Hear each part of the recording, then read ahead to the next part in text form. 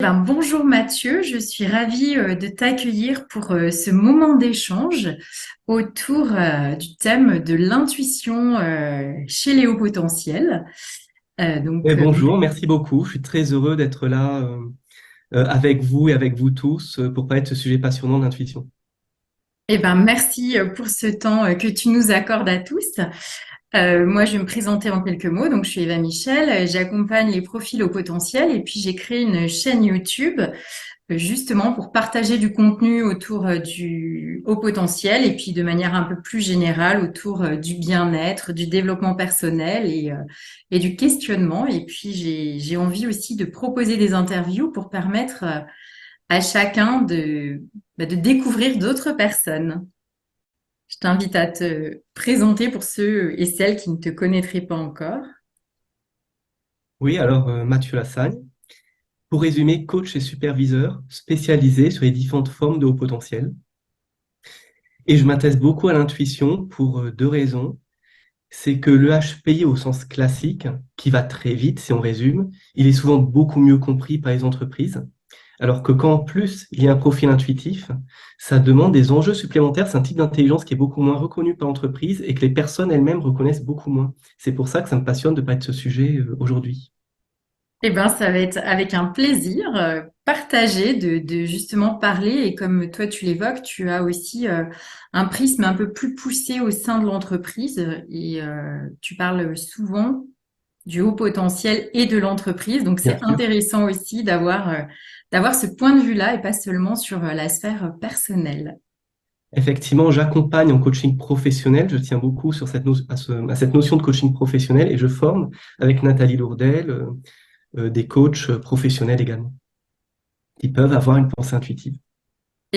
Alors on va les découvrir. Je t'ai préparé différentes questions justement autour du thème de l'intuition et des hauts potentiels.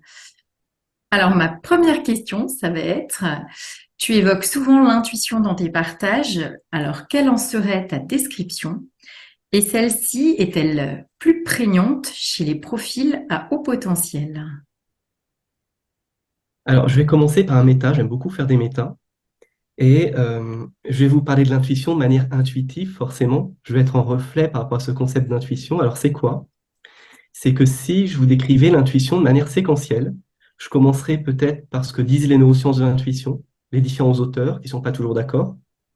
Puis, je pourrais enchaîner sur certains témoignages sur l'intuition, parler des enjeux personnels, puis parler des enjeux professionnels. Ça pourrait sembler tout bien rigoureux comme interview, sauf que pour moi, on ne serait pas dans le sens, on n'irait pas connecter l'essence de ce que celles et ceux qui nous écoutent attendent. On ne serait pas dans le sujet. Et c'est ça que se dit la personne intuitive dans sa communication, par exemple, c'est qu'on peut paradoxalement décrire les choses de manière tout à fait rigoureuse pour se protéger quelque part et ne pas être dans le vrai sujet. Et ce que je vais faire, c'est, avec vous, je ne vais pas parler de l'intuition dont parlent les autres, je vais parler de cette intuition dont vous attendez qu'on parle, cette intuition qui va être utile. Je vais prendre ce mot comme un symbole en quelque sorte. On va parler de cette intuition qui est utile pour nous aujourd'hui parce qu'on est dans l'intention d'un épanouissement professionnel. Et ce que je modélise là, face à vous, c'est comment, en tant qu'intuitif, réussir à communiquer dans différentes situations professionnelles, simplement en se connectant à l'intention et en faisant le deuil de vouloir parler tout bien rigoureusement d'un sujet. Alors, pour parler de l'intuition, euh, on pourrait parler de Jung, qui dit que l'intuition, c'est quelque chose de bien mystérieux, dont il a eu du mal à voir les aspects sous-jacents. Les résultats de l'intuition sont là, c'est cette capacité à sentir tout ce qui est là, à prévoir certaines choses, on va en parler ensemble plus en détail après, mais comment ça se passe, il n'en sait rien, et c'est peut-être pour ça qu'il a appelé l'intuition une fonction irrationnelle de perception. L'intuition, ce qu'il y a à retenir, c'est que c'est une manière de recueillir l'information qui est différente. Dans le recueil d'informations, plutôt que de voir A, B et C, on va voir les trois en même temps. Et là, vous pouvez imaginer tous les avantages de l'intuition, tous les dons qu'apporte l'intuition, mais tous les enjeux qu'on peut avoir au niveau professionnel et dans la vie. Si on va un peu plus dans le détail, on va commencer par parler un peu plus de l'intuition jungienne. Après, je vais faire le lien avec le potentiel. Pour l'instant, on va rester sur l'intuition. Il y a une pensée abstraite. On aime les symboles, on aime aller à l'essence des choses, comme on le fait ici. Pas dans une recherche de vérité, parce qu'on sait très bien que la vérité est relative, mais dans une recherche de sens. Et là, pour les personnes intuitives, vous faites déjà le lien avec les enjeux avec l'entreprise. Il y a une pensée innovante. Dans le livre qu'on a coécrit avec Nathalie Lourdel, on parle d'originalité, d'un potentiel d'originalité anticipatrice. Il y a cette capacité à sentir les mouvements sociaux comme une évidence, une manière de mieux fonctionner ensemble comme une évidence. C'est des personnes dans le contexte actuel, par exemple, qui se disent, mais j'avais dit depuis 10 ans, depuis 20 ans que ça allait arriver, et c'était évident, mais comment l'exprimer? On m'a pas écouté parce que je savais pas comment l'exprimer, tellement c'était là, en fait. Tellement il n'y avait pas besoin d'études pour prouver que la France vit une situation difficile au niveau social. On a donc une pensée originale. C'est des personnes qui aiment se distinguer, mais j'insiste sur le fait que l'intuition, ça peut être très inconscient. Donc aimer se distinguer, on peut avoir un potentiel à se distinguer, mais ne pas l'avoir assumé au niveau conscient. Et il y a cette capacité à être précurseur, à sentir, c'est pas tout à fait la même chose qu'être innovant et original. C'est encore autre chose. C'est la capacité à faire de la prospective, à prévoir le futur, quand cette intuition est assumée à un niveau conscient. Donc ça, c'est les quatre caractéristiques. Je fais une vulgarisation ici du Golden, qui est un outil proche du MBTI, qui s'est inspiré de Jung et de différents spécialistes et qui décrit ce que c'est que l'intuition, mais au sens du Golden. Ce n'est qu'une vision, ce n'est qu'un regard, là, qu'on pose ici sur l'intuition. Et on a tous de l'intuition en nous, et c'est pour ça qu'on s'adresse bien sûr aux personnes avec une forme de haut potentiel, qui vont beaucoup nous écouter, mais aussi tout un chacun, parce qu'on a tous un niveau inconscient, une forme d'intuition, qu'on peut s'autoriser à écouter enfin, et ce dont les entreprises ont besoin, vraiment. Je le vois concrètement dans Ecomex, c'est ce que ça apporte de stratégique quand on se met à s'autoriser enfin à écouter les émotions et les intuitions. Ces trucs un peu ésotériques hein, qu'on va laisser un peu de côté, c'est ben, quand on l'écoute, c'est tout simplement de l'info en plus. C'est très logique et pragmatique finalement, au regard des objectifs stratégiques, d'écouter les émotions et l'intuition. Et ça, même dans le milieu du coaching, c'est encore très peu présent de s'autoriser vraiment à écouter l'intuition. Merci. Et est-ce qu'on pourrait dire, pour être encore plus synthétique, mais un peu plus tangible, même si quelque part l'intuition est pleinement intangible, que ce serait être pleinement connecté à tous ses sens et de se dire qu'il y a une part qui va analyser des choses concrètes, mais peut-être en arrière-fond, qu'il va y avoir aussi des signaux de notre corps qui vont s'ajouter, et puis comme ça, un peu tous ces différents signaux, que ce soit analytique, que ce soit corporel. Des fois, ça va être aussi des petites choses comme cette petite voix ou ce tout petit instant fugace et qui va tout ça ajouté va être notre intuition et nous apporter une sorte d'idée lumineuse ou quelque chose de vraiment fugace et brève. Est-ce que ça pourrait être une façon synthétique de... Là, on parle à la fois de l'intuition de Jung et d'un autre type d'intuition qui est cette capacité, en écoutant son corps, ses émotions, en écoutant les petits signaux, à sentir ce qui est en train de se passer. C'est une intuition pour moi légèrement différente. Je la mets dans une case légèrement différente. D'accord. Et là, on est en train de glisser sur un autre type d'intuition, plus intégré, plus global, qui est l'intuition de la personne au potentiel. Et là, on glisse sur une définition de la douance qui fait sens pour moi. C'est celle qu'a décrit Béatrice Millettre dans son livre, le livre des vrais surdoués, que je vais vous montrer ici. Et quand je l'ai lu, il y a très longtemps, ça m'a vraiment parlé de celles et ceux qui viennent me voir. Et le haut potentiel, est-ce qu'il y a de l'intuition dans le haut potentiel? Tout dépend de ce qu'on appelle haut potentiel. Pour répondre à cette question, si on est vraiment dans le HP au sens strict, le HP de la psychologie, il n'y a pas forcément de corrélation entre l'intuition et le haut potentiel. Mais c'est pas dans le coaching professionnel où on n'accompagne pas en thérapie, on accompagne à l'épanouissement professionnel, il y a une frontière bien réelle entre ces deux métiers. On n'a pas besoin d'une définition stricte parce qu'on ne soigne pas une souffrance. Et ce qui va m'intéresser, c'est celles et ceux qui viennent nous voir, Les HPI sont plutôt bien intégrés. Il y a des corrélations qui sont démontrées entre le HPI au sens strict, hein, et la satisfaction professionnelle, bien qu'il y ait certaines personnes qui aient des souffrances, mais pas plus que la moyenne, hein. C'est... Donc, ce n'est pas celles et ceux qu'on a forcément en coaching. Ouais. Celles et ceux qu'on a en coaching, c'est plus cette intuition qui est une forme d'intelligence très peu connue de soi et des autres. Et ça pose certains enjeux qui font que ça mobilise des demandes de coaching. Et c'est cette douance-là qui m'intéresse. C'est la définition de Béatrice Millettre d'un QI à peu près supérieur à 125. On prend quand même en compte une certaine rapidité cognitive, mais un fonctionnement profondément intuitif et une intégration sociale pour ne pas faire la confusion avec les personnes qui ont autre chose à travailler. Il faut faire très attention quand on parle de haut potentiel à ne pas décourager certaines personnes d'aller voir un psy. Il y a vraiment cette importance-là, de faire attention à ça. Merci pour cette précision. Et selon cette définition, effectivement, on place l'intuition au cœur de ce qu'on appelle le haut potentiel. Pour deux raisons, c'est celles et ceux qui viennent nous voir, mais c'est ce que les entreprises arrivent le moins à détecter. On a besoin de toutes les formes d'intelligence, hein, il n'y a pas de forme d'intelligence supérieure à d'autres, mais d'après ma perception, c'est l'intelligence dont on a vraiment besoin aujourd'hui, notamment pour les transformations liées aux enjeux écologiques, et qui est la moins reconnue, la moins détectée. Parce que tout le monde peut se dire intuitif, tout le monde peut se dire multipotentialiste aussi. Comment détecter en tant qu'entreprise la vraie intuition, la vraie multipotentialité, ça c'est tout un sujet. Donc, pour l'entreprise, il y a cet enjeu un peu du visionnaire et de l'innovateur que pourrait aussi avoir l'intuitif, en fait, comme quelque chose d'une projection déjà de choses à venir pour ces personnes qui fonctionnent de cette façon. Et je dirais pas seulement, bien sûr que c'est des personnes qui vont prévoir, qui vont faire de la prospective. Là, on est plutôt dans la définition de Jung. Si on glisse sur l'intuition euh, telle qu'en parle Béatrice Millettre, mais ce n'est que ma perception, hein. Je ne voudrais pas parler à sa place, surtout pas, mais d'après la lecture que j'ai pu faire, c'est cette capacité à voir tout de suite tout ce qui est là. Et comme on est dans un monde de plus en plus complexe,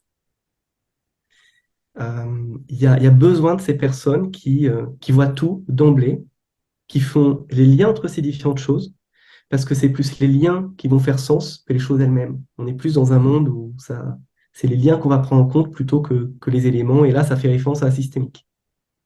Et on a vraiment besoin de personnes comme ça. Si on prend les enjeux sociaux actuels, hein, si on analyse avec la sociologie, très bien, avec, je ne sais pas, les neurosciences, on obtient autre chose, on passe à côté du sujet.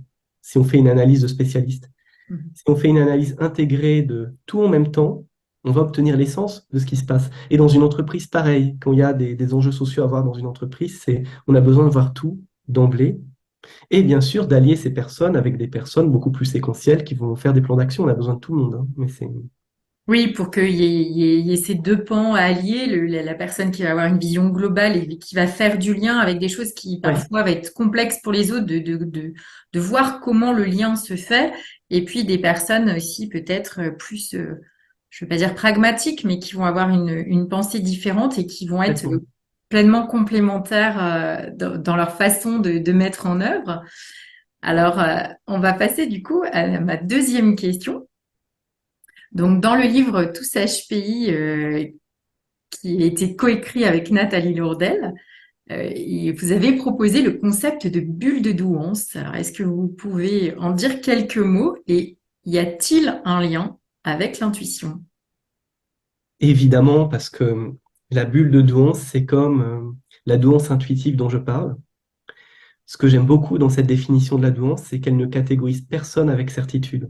On n'a pas besoin, quand on est en coaching professionnel, de désigner des personnes avec certitude. Ça, c'est dans l'intimité d'une relation thérapeutique. On va passer un test. Et là, c'est tout à fait éthique de dire vous êtes à tel niveau de QI ou pas.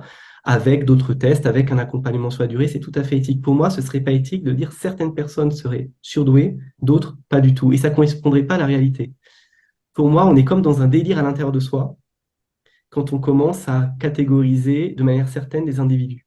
La douance intuitive, par son caractère non totalement démontré, par le fait que ça prend en compte le HPI, mais qu'une partie du HPI, pas complètement le HPI, on s'émancipe d'une définition qui concernerait seulement certaines personnes. Il y a un continuum entre tous les individus et tout le monde peut être peut avoir une intuition à différents degrés, même s'il y a des variations sur le type d'intuition et sur l'intensité de l'intuition.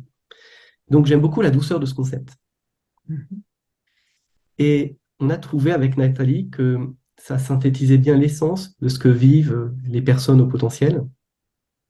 C'est comme si ces talents cachés, cette douance, c'était une bulle attachée à la tête par un fil très mince. On peut imaginer une bulle de plusieurs mètres cubes avec un tout petit fil. Cette bulle a des couleurs univers, rouge, verte, colorées. Il y a plein de choses à l'intérieur, des symboles mathématiques. Il y a de l'intuition aussi. Il y a une forme d'intuition. Et la personne va avoir tendance à ne pas voir qu'elle est connectée à cette bulle. Cette bulle est comme rejetée dans l'ombre. C'est non, ça, c'est pas moi. On peut donner l'image d'une personne qui se promène dans la rue avec une immense bulle, ça fait tout de suite extraterrestre, ça fait fuir tout le monde. Et la personne dit non, non, c'est pas moi, c'est quelqu'un d'autre, j'ai rien fait. Et tout le sujet, ça va être. Alors, cette bulle, en termes de dynamique, c'est très intéressant ce que apporte cette bulle physiquement, en fait. On peut vraiment faire des bandes dessinées avec ça. C'est, par exemple, tu t'installes à une terrasse de café avec une douance qui n'est pas encore acceptée. Tu veux discuter avec d'autres qui ont l'air d'avoir des sujets super intéressants sur le monde, sur l'entreprise, et il y a vraiment la volonté que tout se passe bien dans l'échange, d'être dans le lien, et tu fais tout pour parler au mieux, pour t'intégrer au mieux dans la discussion, mais il y a une distance imperceptible entre toi et l'autre. Et tu te dis, mais ça a été comme ça toute ma vie. Euh, Comment faire alors que je reprends toutes les bonnes formations en communication et je coche toutes les cases? Pourtant, il y a cette distance indicible entre moi et l'autre. Ben, on peut imaginer que c'est cette bulle, en fait, qu'on ne voit pas et qui s'est mise entre soi et l'autre. Et ça crée une distance qu'on ne voit pas puisque la bulle, on ne la voit pas. Et le fait de nommer cette bulle, c'est ce qui va permettre de la mettre à un autre endroit, ce qui permet de se rapprocher des autres et de la mettre au bon endroit, justement.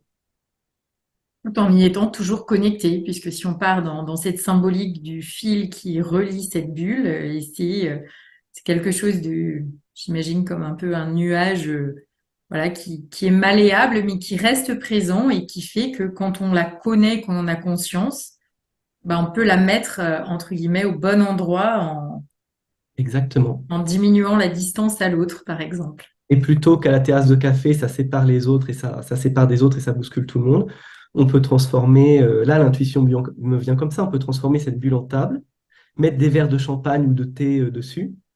Et du coup, cette table, ça devient un espace créatif entre soi et l'autre. On fait de sa danse intuitive un espace créatif qui relie, qui permet de se relier aux autres plutôt que d'être séparé des autres. Très bien, une belle métaphore. Et donc, on pourrait dire que l'intuition est, est dans cette bulle de douance, en fait partie ou ça serait une coloration? Tu parlais de coloration, de pensée dans cette bulle, de tous nos potentiels. Est-ce que, C'est parti, c'est complètement indissociable. Pour celles et ceux qui viennent nous voir, même si ce n'est pas corrélé au HPI au sens strict, les témoignages, c'est qu'on a une forte sensibilité, on a une quête de sens, le besoin inconsciemment ou consciemment de s'autoriser à exister enfin. Et il y a évidemment cette intuition, cette rapidité cognitive, ce besoin d'innovation, tout ce dont on a parlé. Mais et tous ces éléments sont liés ensemble. Et pour modéliser euh, le fait que l'intuition soit dans cette bulle, comment ça s'exprime dans la vie, c'est qu'on peut imaginer la personne qui marche dans une rue, mais elle ne voit pas, comme elle est déconnectée de son intuition, cette rue, on peut imaginer que c'est une stratégie de carrière, par exemple. Et elle croit que cette stratégie de carrière est totalement OK. Elle en parle à ses amis, tout semble très, très cohérent. C'est la personne, par exemple, qui veut se mettre au vert, qui veut s'éloigner de Paris, qui veut prendre un poste un peu moins ambitieux parce que ça lui donne un peu plus de temps. Tout semble complètement OK et cohérent avec les courants de pensée du moment, en fait. Sauf que ce qu'elle ignore, c'est que c'est pas du tout ses besoins. Et la bulle, elle veut se barrer dans une rue complètement ailleurs. Ça tire sur la tête. Il y a une vrille émotionnelle qui se passe parce que quand ça tire sur la tête, les gens disent ça vrille un peu, mais je sais pas d'où ça vient, j'ai peut-être un problème. Mais là, c'est pareil, c'est en tirant le fil et en se mettant à l'intérieur de cette bulle pour en prendre les commandes, c'est là qu'on va être enfin aligné avec soi-même. Il va y avoir une résolution des tensions, on va se sentir apaisé, en paix avec soi-même, et c'est seulement quand on est en paix avec soi-même qu'on va être en paix avec les autres. Assumer pleinement sa douance, ça on le dit beaucoup avec Nathalie, c'est pas se séparer des autres, rentrer dans une communauté un petit peu sectaire et il y aurait plus de lien avec les autres et on se parlerait contre HPI, c'est pas du tout ça, c'est tout l'inverse, parce que je suis proche de moi-même, alors je suis proche des autres. C'est la distance entre moi et moi-même qui reflète la distance entre moi et l'autre.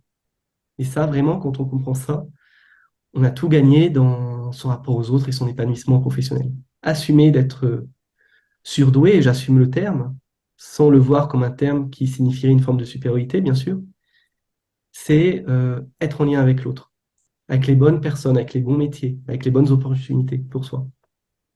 Oui, ça pourrait peut-être être assumé que sa bulle de douance a une couleur peut-être différente que d'autres et qu'elle contient différentes choses que d'autres. Et puis, ben, savoir quand c'est le bon moment ou que c'est bon pour soi de la mettre de côté à gauche ou à droite et justement d'aller vers l'autre, comme tu évoquais tout à l'heure, en la transformant en table pour y poser des objets et créer du lien avec tout le monde. Mais c'est pleinement être à l'écoute de ses besoins, en fait, et est-ce que c'est le bon moment pour moi ou comme tu le disais, est-ce que c'est la bonne rue, en fait? Et c'est OK que des fois ce soit pas la bonne et que d'autres fois ce soit la bonne. Et c'est réussir vraiment, mais ça on peut en parler des heures, là on brasse beaucoup de concepts ici, c'est faire abstraction du jugement des autres et des injonctions, même les plus belles injonctions de notre époque, faire abstraction de ça pour écouter là où va la bulle de douance. Et Et à terme, c'est monter à l'intérieur de cette bulle et la laisser faire. C'est même plus je décide là de la mettre à cet endroit, c'est faire confiance à son intuition, se laisser guider et ça permet des raccourcis incroyables. C'est ça qui est passionnant avec ce sujet.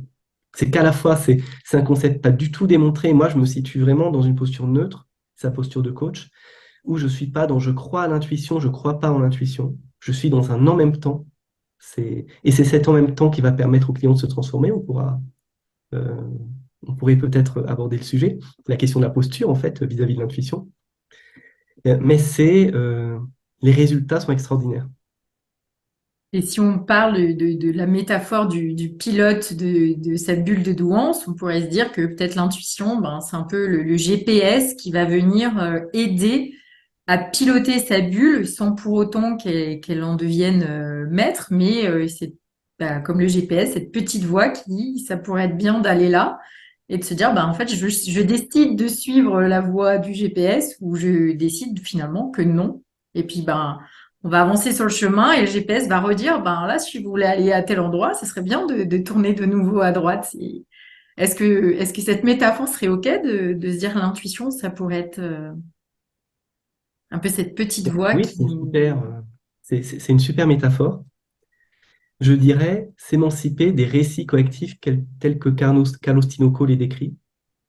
Un livre intuitif par excellence qui m'a vraiment inspiré, c'est le livre, c'est tout ce qu'a écrit Carlos Tinoco sur le haut potentiel, qui voit pas uniquement la douance comme une surcapacité, là on n'est qu'à la surface, mais comme une manière profondément différente de voir le monde et un rapport à la norme différent.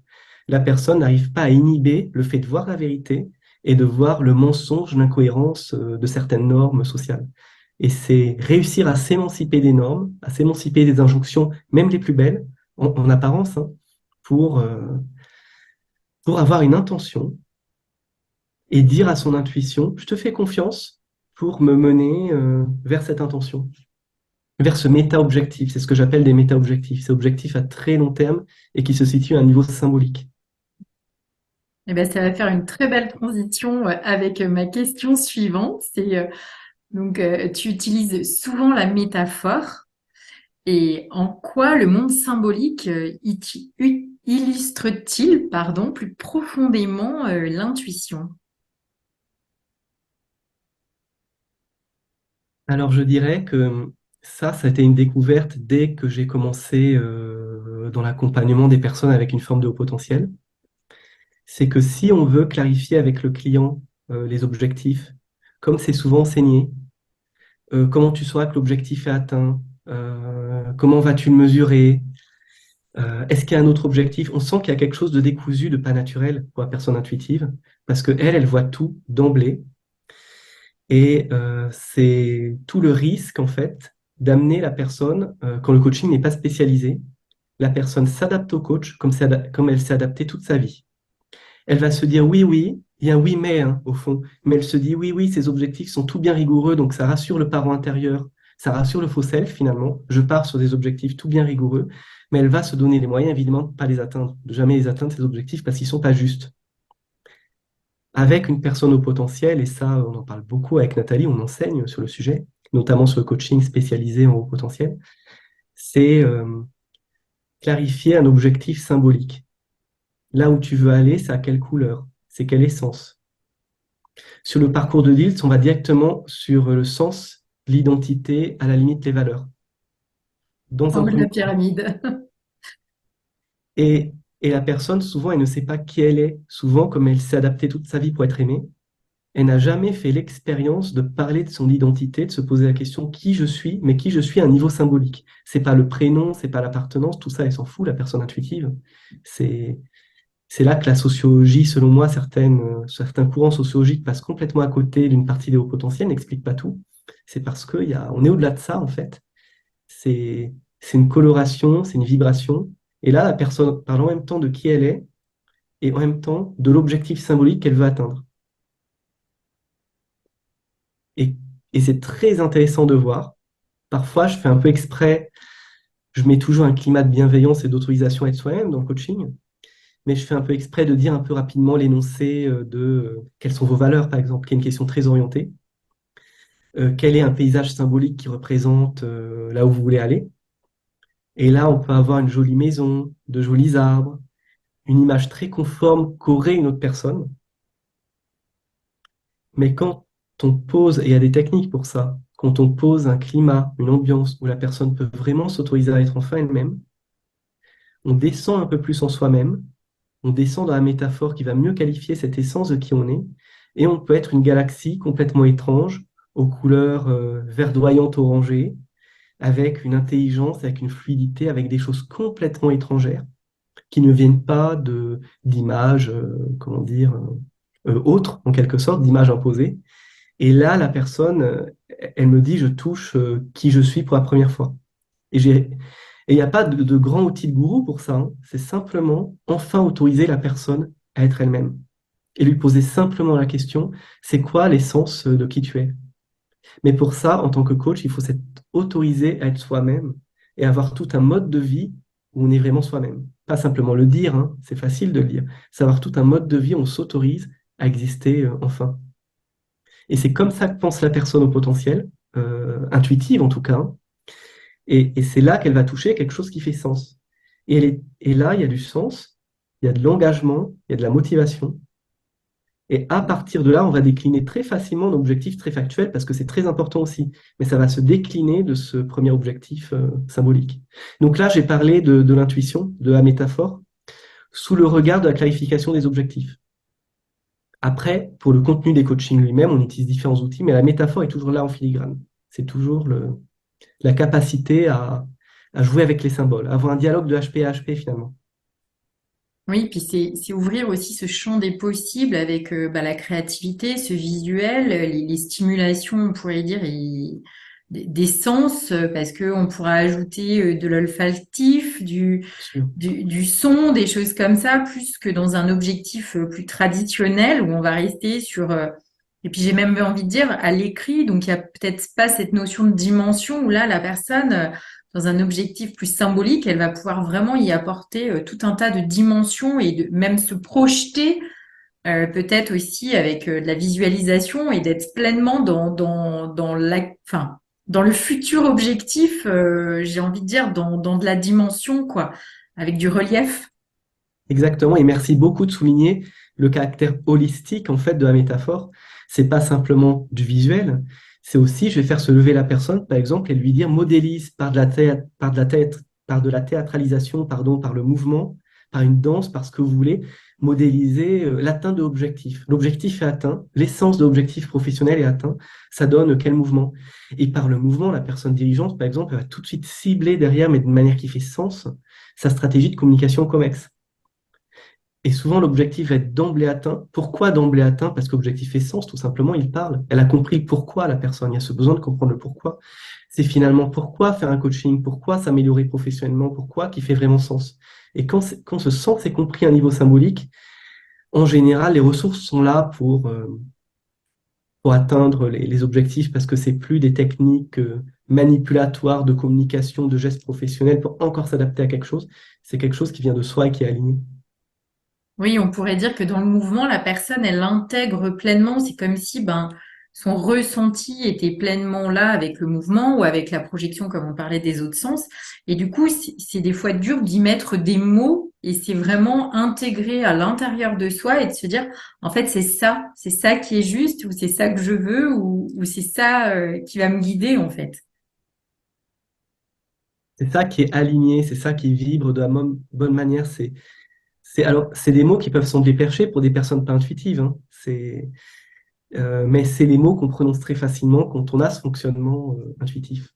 Mais c'est pour ça que des fois, il est difficile de poser des mots parce que c'est un ressenti à l'intérieur et des fois, ça va être un geste ou quelque chose qui va mieux le représenter plutôt que poser des mots. Bon, parfois, pour se comprendre, c'est intéressant de mettre des mots, mais c'est vrai que ça va peut-être plus venir de soi, justement. Donc, en étant dans la métaphore, moi, je trouve que ça met vraiment du relief et de la dimension dans les choses.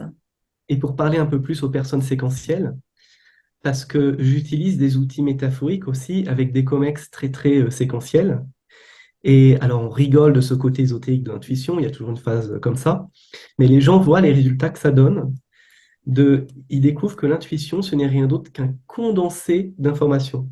C'est-à-dire plutôt que de se donner en comex des objectifs comportementaux, par exemple, dans la manière de fonctionner ensemble, plutôt que d'écrire quatre, cinq phrases qui vont pas vraiment parler, ça va être dur à retenir, ça va être pas naturel à mettre en place. On va essayer de trouver une image tous ensemble qui synthétise ces quatre, cinq phrases et c'est directement dans les muscles, en fait. Une fois qu'on a l'image, une fois qu'on a la sensation, il n'y a plus qu'à se laisser guider par ça. Et les gens sont super étonnés et voient toute la logique et le rationnel de l'intuition. Eh ben, merci pour ce cas très concret. Et justement, bah, encore une fois, une très belle transition parce que ma prochaine question va être le milieu professionnel. Donc, dans le milieu professionnel, quelle est la place un peu de l'intuition et quelles seraient les clés pour s'en sortir en entreprise quand on est une personne intuitive? Alors, je dirais que si je devais faire une synthèse, c'est souvent il y a l'enjeu de la communication chez la personne intuitive. Comment, quand je vois tout ce qui est là en même temps, comment je peux dire en COMEX, en équipe, tout ce qui est là. Et là, il y a deux paramètres, se faire confiance, s'autoriser à mentir. Là, ça vient toucher quelque chose. Je sais qu'en entendant ça, les personnes vont se dire s'autoriser à mentir, ça, c'est complètement non aligné avec les valeurs. Se faire confiance, mais comment on peut faire quand parfois la confiance fait un effet yo-yo, n'a jamais été là complètement. C'est s'autoriser à mentir, il y a quoi derrière? C'est que l'intuition, Jung parle bien d'une fonction irrationnelle de perception. C'est un regard sur le monde qui ne pourra jamais se traduire vraiment par des mots. Tout ce qu'on fait ici, c'est d'essayer de s'approcher de l'intuition, comme on peut finalement. Jamais on peut atteindre l'intuition avec les mots, c'est quelque chose qui s'expérimente, qui se vit. C'est pour ça que l'intuition restera jamais indémontrable scientifiquement, et c'est ce qui fait toute la richesse de cette intuition. Si l'intuition venait à être démontrée, ça deviendrait autre chose que l'intuition. Ça deviendrait un autre trait de personnalité. On pourrait mettre ça dans des cases, on serait plus dans l'intuition. L'intuition deviendrait autre chose. Et comme c'est quelque chose de différent, on pourrait faire la métaphore que euh, quand vous avez quelque chose à dire, quelque chose d'intuitif à formuler, c'est une forme à trois dimensions. Votre communication, c'est comme une feuille à deux dimensions, et vous vous contentez de laisser se projeter cette forme à trois dimensions sur quelque chose à dimension plus petite. Ça ne sera jamais la même chose. Par rapport à votre intention, par exemple la transformation de l'organisation, ce sera par contre juste.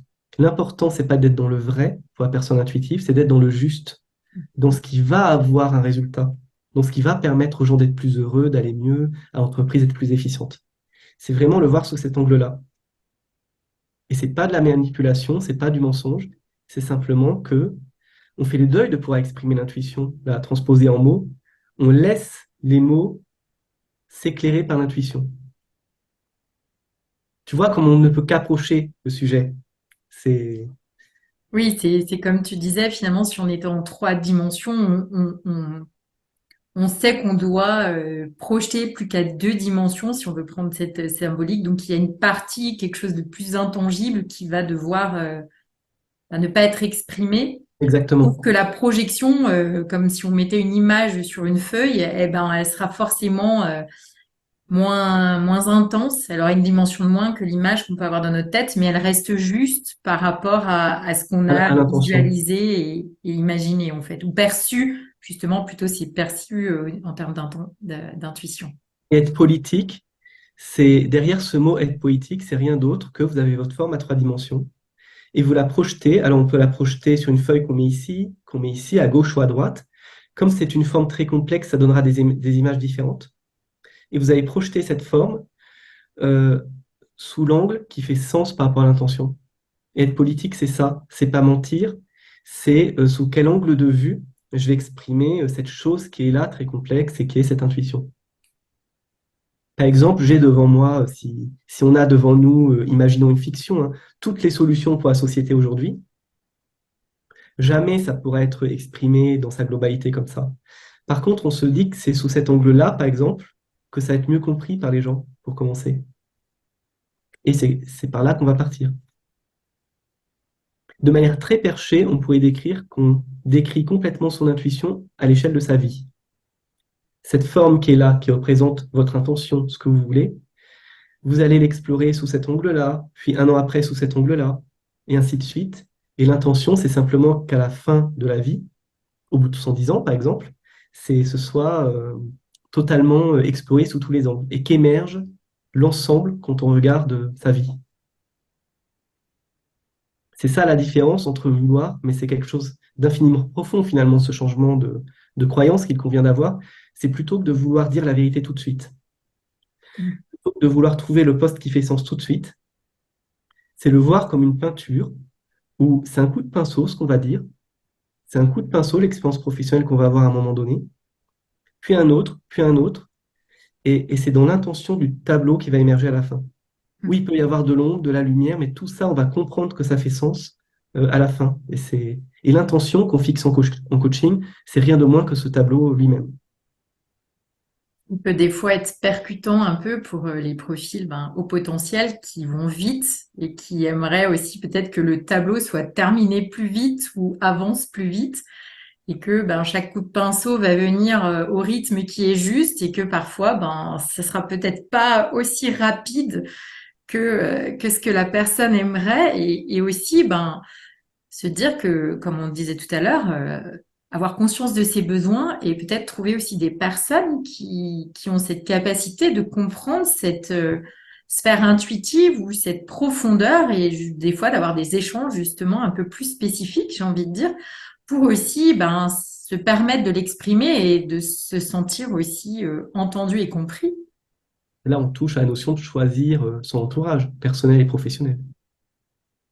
Et tu évoquais aussi tout à l'heure que voilà, l'intuition ne serait pas la même chose si on pouvait la capter. Ouais. Ouais, ça me fait penser aussi en physique quantique où quand on mesure l'expérience, ça fige l'image et du coup, les probabilités ne sont pas les mêmes que quand les particules sont libres sans être observées. Donc, est-ce qu'on pourrait faire ce parallèle, j'ai envie de dire, un petit peu avec cette notion de si on se mettait à vouloir observer l'intuition, elle figerait et ne serait plus la même chose.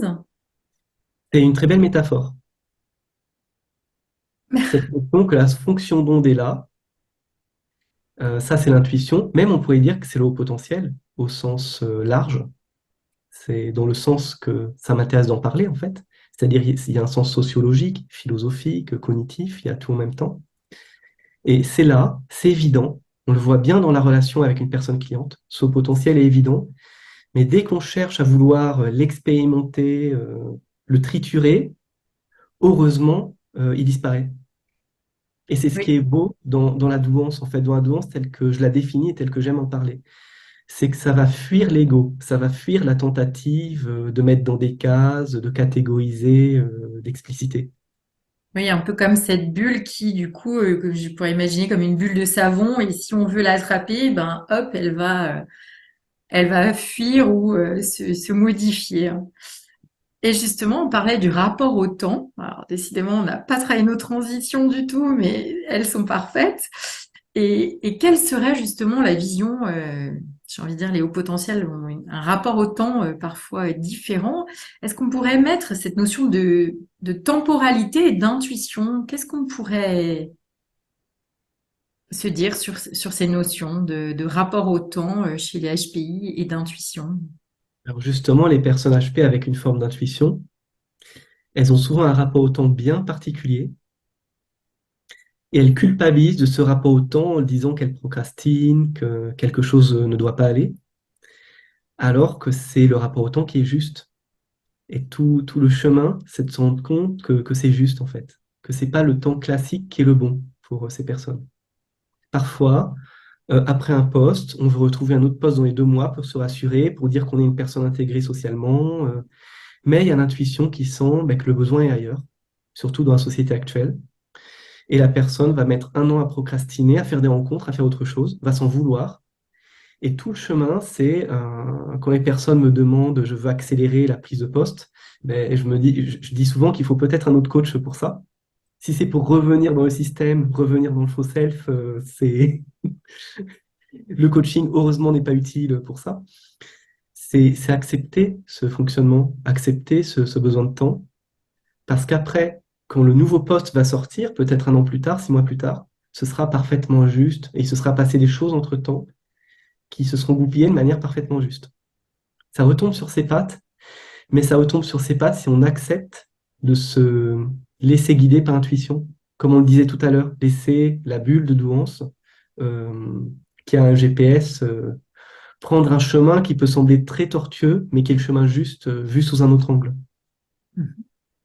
Est-ce qu'on pourrait se Et dire donc, aussi, ça donne, excuse-moi, hein, ça donne vas-y. le travail fait apparemment en dernière minute par rapport aux autres. Mais cette dernière minute, c'est pas une pathologie, c'est pas un manque de sérieux, et ça, les N+1 doivent vraiment le comprendre. C'est parce que pendant tout le temps de procrastination avant, tout se fait à un niveau inconscient. Il y a un captage d'informations, mais vraiment très très inconscient, même si on fait complètement autre chose. Et, et quand ça sort en dernière minute, c'est vraiment juste en fait. Et les personnes gagnent à prendre confiance dans ce côté dernière minute. Et aussi, on a souvent des cycles d'immenses pertes de confiance en soi et de creux et puis de surconfiance en soi après, et puis on a enfin les clés, on a enfin l'impression que c'est structuré, cohérent, et c'est apprendre à aimer ces phases de creux et à y voir sa créativité, à y voir une autre manière d'être au monde, à y voir de la richesse en fait dans ces périodes de creux, et pas nécessairement une pathologie. Il peut y avoir pathologie superposée à ça, donc on ira toujours voir un psy pour vérifier, bien sûr, mais la plupart du temps, c'est tout à fait normal. C'est une manière de se questionner sur le sens, une manière de douter, mais un doute constructif. Qu'est-ce qui va vraiment faire sens pour moi? Est-ce que mes besoins sont pas ailleurs? Et on a souvent des personnes qui, plutôt que de se forcer à faire une prise de poste dans une boîte classique, alors que la société est complètement en décorrélation par rapport à ça, et l'environnement aussi, elles vont inventer leur métier. Et je ne sais pas ce que les personnes clientes vont faire demain, après-demain, mais je fais confiance au fait que ce sera juste et que ce sera complètement ce qu'on n'imagine pas encore aujourd'hui. Des métiers complètement différents, jusqu'à une manière complètement différente de travailler, en fait, de considérer le travail, de gagner de l'argent. Peut-être que l'argent lui-même est un concept qui aura changé aussi. Eh ben, merci pour cet éclairage parce que c'est vrai que au potentiel et procrastination, c'est aussi des thèmes des fois un peu liés. Et c'est de se dire, bah voilà, d'apprendre à se connaître dans son fonctionnement, de se dire, bah, cette procrastination, qu'est-ce qu'elle vient me dire? Est-ce que finalement, en arrière-fond, j'intègre des choses, j'ai mon cerveau, j'ai envie de dire, qui travaille sans que je m'en rende compte. Et c'est ce qui fait que des fois, ah tiens, mais oui, je vais aller très très vite dans quelque chose parce que pendant un quart d'heure, 1 heure ou même plusieurs jours, ça a travaillé sans que je m'en rende compte. J'ai planté la graine et puis ben, elle se met à pousser parce que je fais autre chose. Donc, c'est apprendre pleinement j'ai envie de dire, à se connaître. Est-ce que ça fonctionne comme ça pour moi ou pas? Bah oui, je plante une graine et puis, ah bah tiens, je me rends compte que tout doucement, elle pousse. Bon, je l'arrose un peu, mais qu'elle produit. Ou est-ce que bah, cette procrastination, c'est parce que je suis dans autre chose? Il y a peut-être autre chose pour moi où me mène mon intuition, ma bulle de douance. Et puis, bah, des fois, ça vient encore nous indiquer quelque chose de différent, mais je dirais que c'est important de se connaître et de voir son fonctionnement, en fait, Ouais. Se pour connaître. aussi apaiser notre relation au temps et dire, ben, j'ai peut-être procrastiné utile Ouais. et que ma graine a poussé pendant ce temps et que bah, l'idée a germé vite parce que finalement, j'ai laissé le temps des choses prendre place, en fait. Et il convient de ne pas inhiber le résultat non plus. C'est-à-dire que souvent, la personne intuitive réussit par bond. Elle peut prendre 5 ans de carrière d'un coup. Et c'est là qu'il convient. Souvent, il y a ce réflexe de s'auto-saboter chez les hauts potentiels, de dire non, je suis très bien à la place de numéro 2, pas à la place de numéro 1. C'est des choses qui reviennent très souvent. Ce poste est beaucoup trop élevé pour moi, ça ne correspond pas aux besoins que j'ai actuellement. Ça, c'est juste des justifications d'intellectualisation du faux self, hein. Et on peut confondre une intuition avec la surintellectualisation du faux self. Donc, il convient d'accepter, dans la carrière notamment, ces phases de plat, où ça s'organise à un niveau inconscient, mais d'accepter aussi ces phases de bond de 5 7 ans de carrière parfois d'un coup, et de se dire que c'est juste, que c'est légitime, que c'est pas de complètement abandonner le sentiment d'illégitimité qui vient d'une manière non intuitive mais classique de voir une carrière en fait.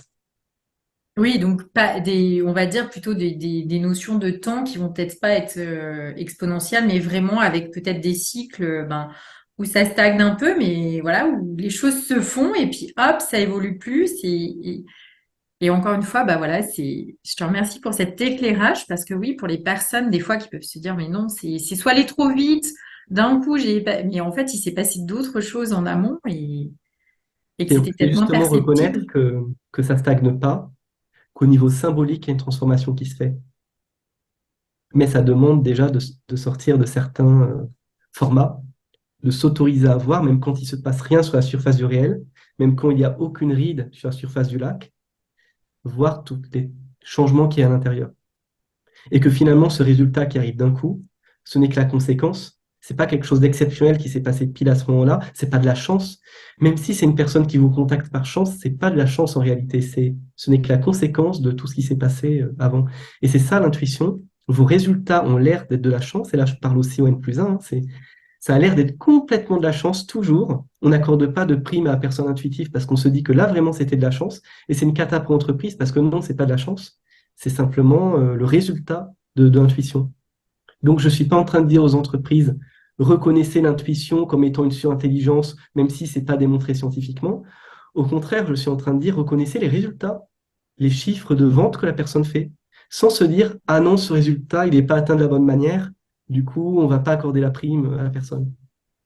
Oui, parce que j'ai envie de dire, bah, quand il y a plusieurs fois la chance pour la même personne, on peut se dire que soit elle est vraiment très chanceuse, soit justement, ben, ça pourrait sembler de la chance ou Ouais. quand Ça on ressemble à de la chance, l'expression, oui. hein, se dire j'ai eu le nez creux, j'ai pas, j'ai pris cette décision et il y a quelque chose qui m'a poussé à la prendre et voilà, c'est de se dire, bah tiens, peut-être se le noter aussi parfois. Moi personnellement, je sais qu'il y a eu des moments un peu intuitifs où je me disais, je vais noter ça parce que j'ai besoin aussi plus tard de me dire, ben non, c'était de l'intuition, c'était pas du hasard ou de la chance. Et pour un peu se rassurer sur son fonctionnement aussi, de prendre confiance justement dans cette part-là et de se dire, ben c'est non, c'est pas forcément de la chance, c'est ces petites choses, ces petites actions qui m'ont mené à ce résultat-là, quoi. Et ça Et peut être une intuition qui conduit à quelque chose, qui conduit à quelque chose, qui conduit à quelque chose, et c'est seulement là que le résultat a lieu, qu'on a tendance du coup à complètement déconnecter de l'intuition première.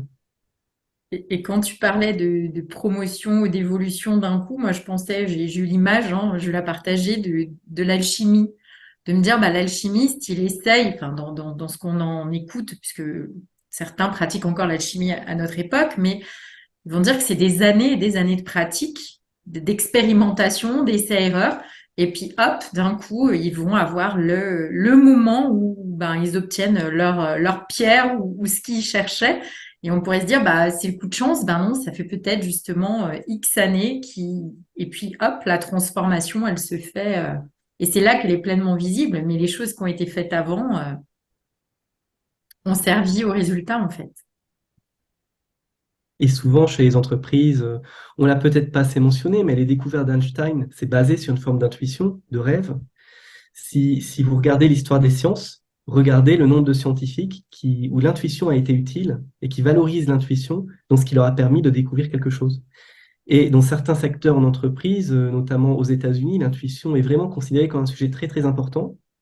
Et simultanément, c'est considéré comme ésotérique et trop dur à définir. Et on est vraiment dans cette ambivalence sur l'intuition en entreprise. Et je dirais souvent, je dis au RH que, comme je l'écris souvent dans mes articles, que le sujet, c'est pas de faire encore un plan de détection des hauts potentiels, d'appropriation de l'intuition dans les processus.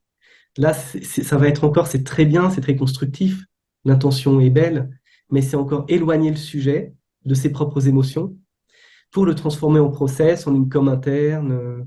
On va parler de neurodiversité, faire des conférences là-dessus, mais on ne va pas être au cœur du sujet. Et souvent, le sujet de fond, c'est un accompagnement de l'équipe dirigeante et de l'entreprise dans son ensemble à se transformer, à vivre l'intuition. Elle ne peut que se vivre dans les muscles, l'intuition, s'intégrer dans les muscles. C'est pas quelque chose dont on parle, ça se vit et c'est une autre manière de fonctionner ensemble et ça va changer les objectifs stratégiques, des objectifs stratégiques plus durables, plus vrais, plus transparents et c'est ça souvent qui se fait. Et à la limite, on n'a même pas besoin de parler à ce moment-là de haut potentiel, d'intuition.